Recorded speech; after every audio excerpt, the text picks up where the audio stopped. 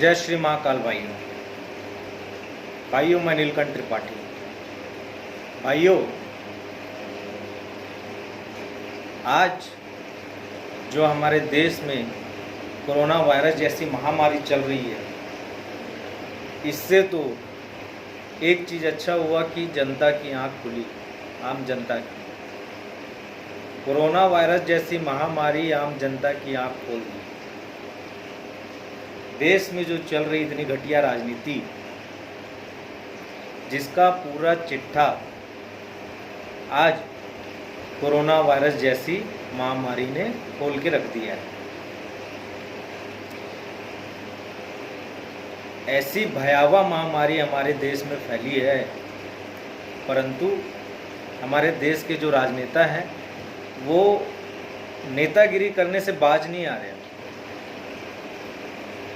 चाहे भाजपा हो, कांग्रेस हो या अन्य दल हो, सभी का वही हाल है। मजदूरों के ऊपर ऐसी राजनीति कर रहे हैं ये लोग। मजदूर पैदल जा रहे हैं, मजदूर के लिए कोई व्यवस्था नहीं है, मजदूर ऐसा है, मजदूर वैसा है। अरे मजदूर पैदल जा रहे हैं तो गलती किसकी है इसमें? आप लोग लाखों करोड़ों अरबों का पैकेज बनाते हो, योजनाएं लागू करते हो, तो क्या मजदूर के लिए जाने आने की व्यवस्था नहीं कर सकते? लगा दो बसें, भेजो उनकी जगह में। परंतु आप लोग को राजनीति करना है। इतने पैसे हमारे देश के बर्बाद होते हैं योजना लागू कर करके। योजना तो पेपर में ही रहता है, पर जो फंडिंग होती है वो राजनेताओं के जेब में जाता है, अधिकारियों के जेब में जाता है। अगर ये चाहते तो जितने मजदूर हैं सब अपनी अपनी जगह सुरक्षित पहुंच जाते। इतनी परेशानियों का सामना नहीं करना पड़ता जो आज हमारा देश जूझ रहा है परेशानियों में। कोई किसी के आगे झुकना नहीं चाहता। बीजेपी कांग्रेस के आगे नहीं झुकेगी, कांग्रेस बीजेपी के आगे नहीं झुकेगी। इस चक्कर में आम जनता पिसा रही है, मजदूर पिसा रहे हैं, मजदूरों को पैदल जाना पड़ रहा है। कारण यही है कि ये दोनों पार्टियों के बीच में सामंजस्य नहीं बैठ पा रहा है। अरे राज्य सरकार के पास भी पैसे की सुविधाएं हैं, फंडिंग है, सब चीज़ है। राज्य सरकार चाहती तो जितने भी प्रवासी मजदूर हैं वे उनकी व्यवस्था करती। अलग अलग जगह पे बस डिपो बना करके उनको, जितनी जो भीड़ इकट्ठा एक जगह हो जाती उनको विभाजित करके अलग अलग जगह से उनको रवाना करती। दूसरे राज्य से सामंजस्य बैठाती। जहाँ बीजेपी का गढ़ है वहाँ के शासन से बात करती, पर ये दोनों एक दूसरे से सामंजस्य नहीं बैठाना चाहते। ये केवल राजनीति करना चाहते हैं। महाराष्ट्र में भी यही हाल है। महाराष्ट्र कितने प्रवासी वहाँ से मजदूर पैदल आ रहे हैं।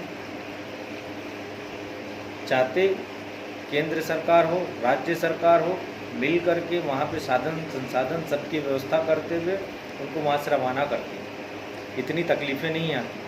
20 लाख करोड़ का आपने पैकेज दिया, वो किस काम का जब हमारे देश की जनता अगर सुरक्षित नहीं है तो।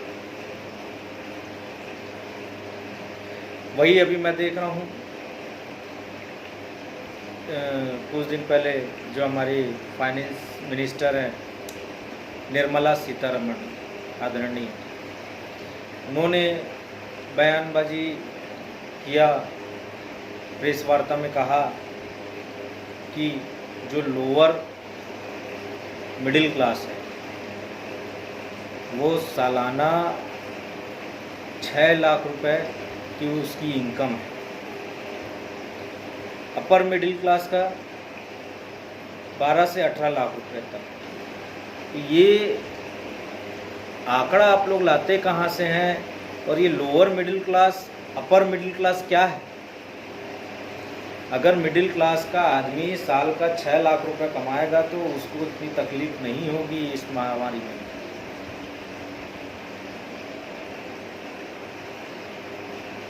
कुछ भी आंकड़ा आप लोग निकाल लेते हैं,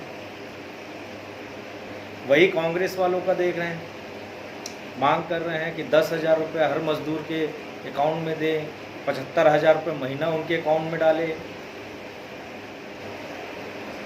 आपने भी वादा किया था छत्तीसगढ़ शासन जब आएगा, छत्तीसगढ़ में सरकार आएगी, 2,500 रुपये मजदूर बेरोजगार युवाओं को दिया जाएगा मजदूरी भत्ता। अभी तक नहीं मिला। 7,500 रुपये अलग मिलेगा, वो भी उसका पता नहीं है। सभी पार्टियां बस एक दूसरे से मांग करती हैं, जब उनकी सरकार आती तो वे कुछ नहीं करती। चाहे राज्य सरकार हो, चाहे केंद्र सरकार हो, चाहे बीजेपी की सरकार हो, चाहे कांग्रेस की सरकार हो, ये केवल एक दूसरे से मांगने का काम करती है, ताकि भाजपा अगर उनके मांग को पूरा नहीं कर पाए तो ये आंदोलन करे, उनके बारे में उल्टी सीधी बयानबाजी करे, या कांग्रेस इनकी मांगों को पूरा नहीं कर पाए तो भाजपा इनके बारे में बयानबाजी करे, आंदोलन करे। बस ये मुद्दा ढूंढने का प्रयास करते हैं।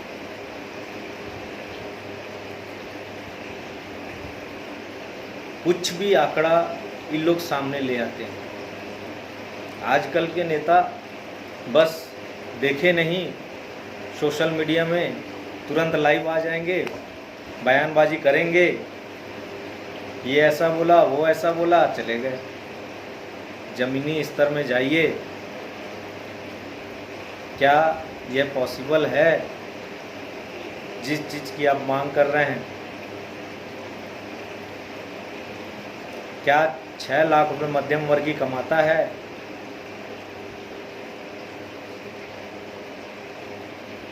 क्या 2,500 रुपये युवाओं को बेरोजगारी भत्ता मिला है? बिना सोचे समझे, चाहे बीजेपी हो या कांग्रेस हो, कुछ भी आंकड़ा निकाल करके सामने रख देती है और हमारे देश की जनता को ये बेवकूफ़ समझती है और बेवकूफ़ बनाने का काम भी कर रही है। और हमारी देश की जनता बेवकूफ़ बन भी रही है इन लोग के चक्कर में। खासकर युवाओं को कहूँगा मैं, जो युवा इनके चक्कर में अपना भविष्य बर्बाद कर रहे हैं। हमारे जो देश के युवाओं की मानसिकता क्या है आपको बताएं।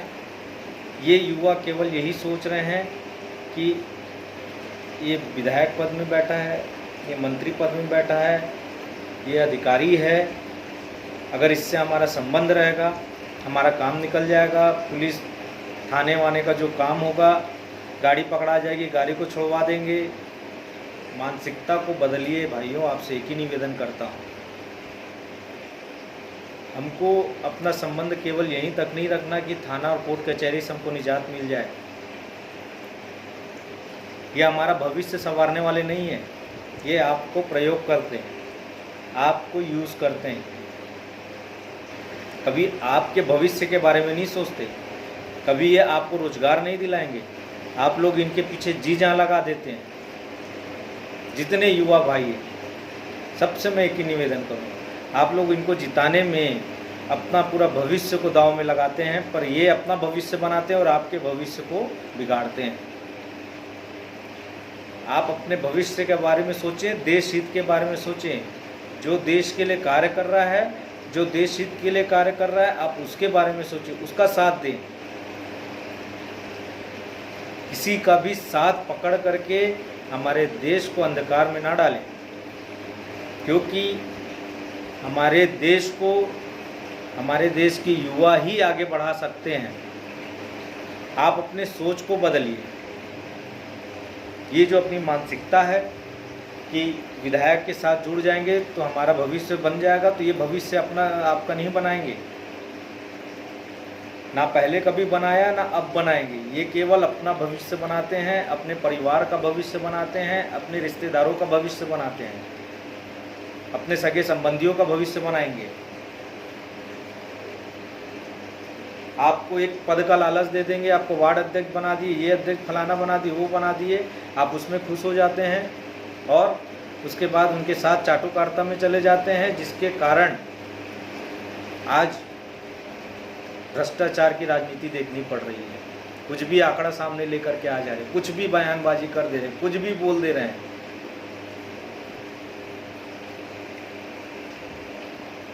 10,000 को मजदूरों को डलवाओ, 20 लाख करोड़ का अलग योजनाएं, 6 लाख मध्यम वर्गीय कमा रहा है। मैंने तो निर्मला सीतारमण का जो ये आंकड़ा देखा तो उससे तो मुझे अपने ऊपर ही ऐसा लगने लगा कि मैं खुद गरीब हूँ। 6 लाख सालाना तो मैं नहीं कमाता। अभी तक मैं अपने आप को मध्यम वर्गीय समझ रहा था।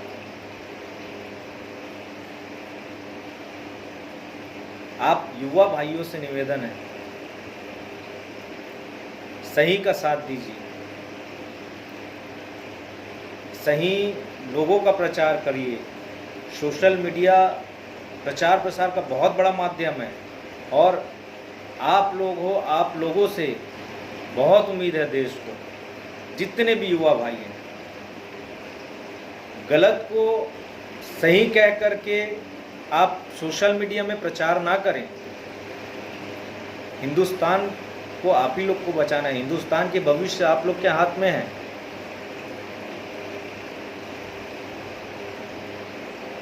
ये कोई नेता, ये कोई राजनेता, ये कोई विधायक, ये कोई मंत्री आपका भविष्य नहीं बनाएगा। आप चाहे जितना इनके पीछे घूमने लग जाओ, जो करना है आपको अपने बलबूते में करना है।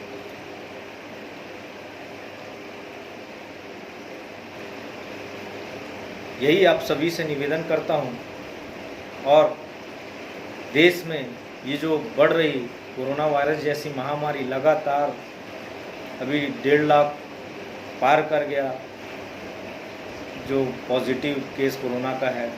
छत्तीसगढ़ में भी दिन प्रतिदिन बढ़ते ही जा रहा है।